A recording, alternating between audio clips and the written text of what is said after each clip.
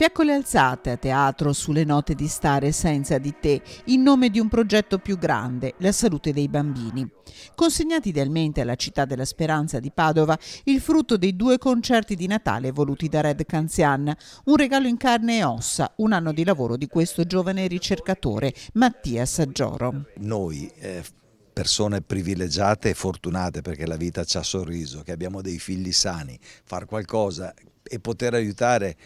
ahimè, genitori che non hanno avuto la stessa fortuna, credo sia, questi sono i veri regali di Natale, senza nessun eroismo, cioè è una cosa che chiunque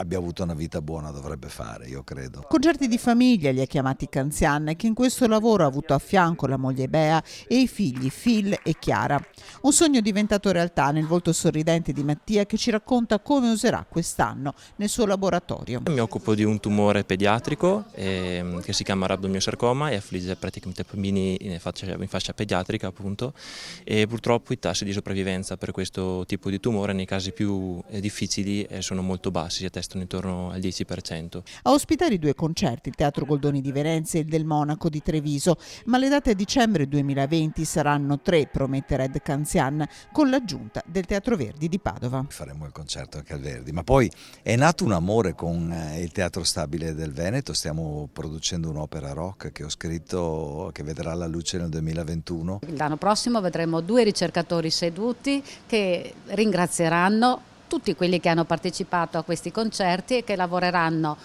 in nome di Red Canzian, che insomma è lui che adesso li sta contribuendo per sostenere, ma soprattutto per far guarire sempre più bambini.